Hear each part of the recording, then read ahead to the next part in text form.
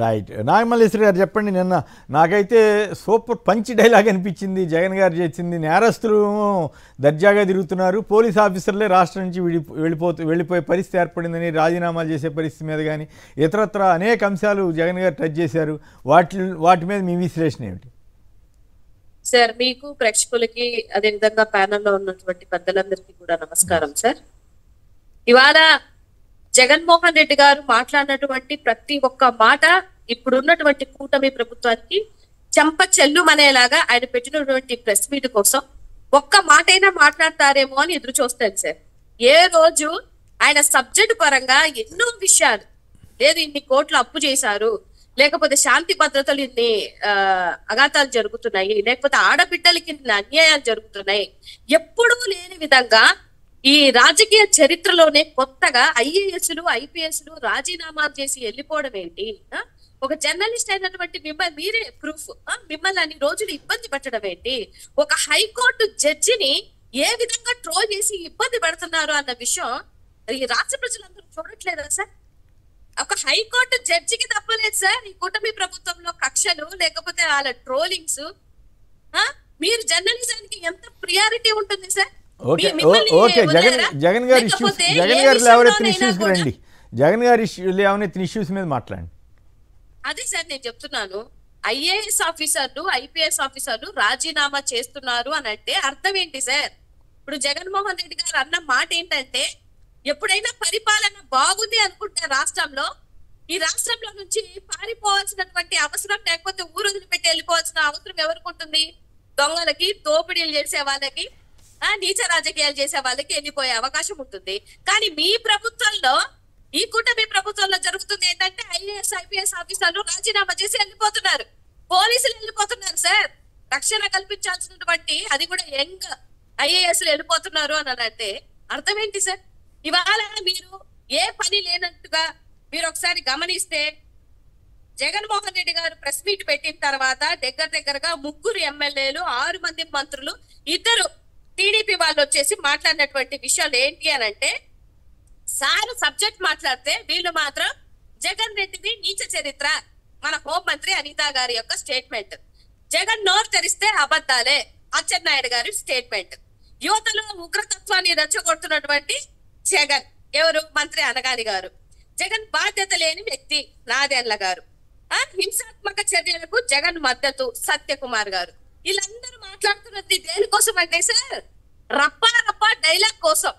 ఆయన మాట్లాడినటువంటి సబ్జెక్ట్ కోసం వీళ్ళు వచ్చి ఏమన్నా ప్రెస్ మీట్ పెడతారేమో అని ఎదురు చూశారు. దానికోసం కాదట, రప్పా డైలాగ్ కోసం మాట్లాడితే మీరు నమ్ముతారో నమ్మరు. యాక్చువల్ గా ఆ డైలాగ్ అనేది వాళ్ళకి సంబంధించిన టీడీపీ కార్యకర్త, అది ఒక రోజు పక్కన పెడితే ఆ రోజు నుంచి ఈ రోజు వరకు మీరు ఆ రప్పా డైలాగ్ కోసమే మాట్లాడితే, నేను ఒక్క వీడియో చూపిస్తాను సార్, ఒక్క నిమిషం చూడండి. అది అభ్యంతరకరమైందైతే వద్దు, ఆ భాష కానీ అది కానీ అభ్యంతరకరం.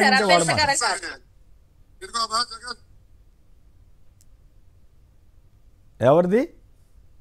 లోకేష్ బాబు గారిది సార్. ఏమంటారు ఆయన? కుర్చీ మడత పెడతానని సాక్షాత్తు ఎంతో మంది ప్రజల దృష్టిలో ఆయన చూపించినప్పుడు స్టేజ్ మీద, మరి ఇది తప్పు కాదా సార్?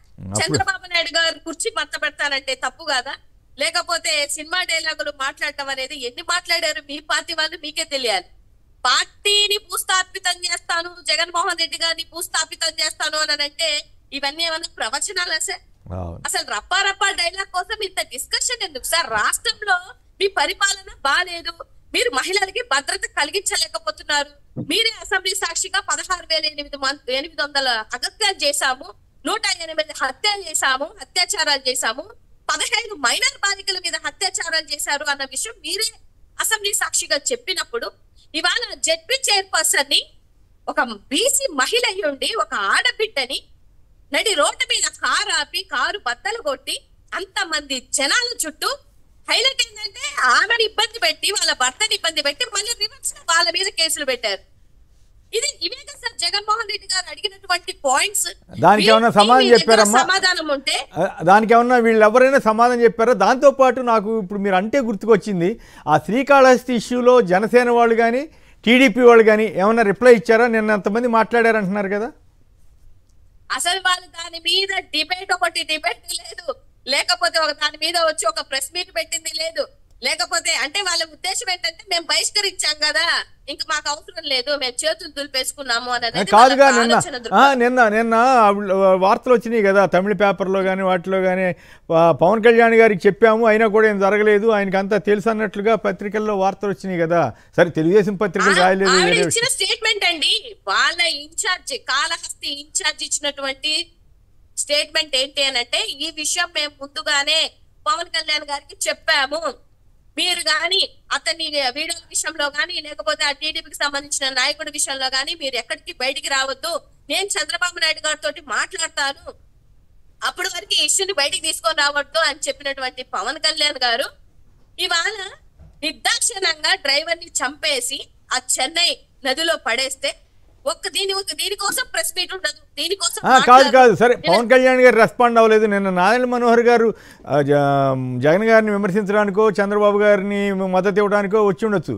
ఆయనైనా ఆ పాయింట్ మీద వివరణ ఇచ్చారా? నేనైతే అవన్నీ చూసే పరిస్థితి. వాళ్ళు ఇలాంటి వివరణలు ఇవ్వడానికి ఎప్పుడు ప్రెస్ మీట్లు పెట్టరు, ఓన్లీ కాదుగా నిన్న ఆ సందర్భాన్ని బట్టి పెట్టాలి. అట్లాగే తెలుగుదేశం ఎమ్మెల్యే మీద ఆ జనసేన నాయకులు చేసినటువంటి ఆరోపణలు కరెక్టా కాదా అని తెలుగుదేశం మంత్రులన్నా చెప్పారా?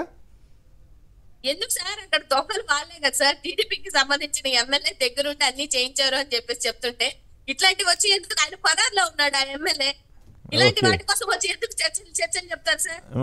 జనాలు చూడట్లేదు, జగన్ గారు అడిగినాటి మాత్రం అడిగినాటి తప్పక మిగతా అన్ని మాట్లాడారనమాట.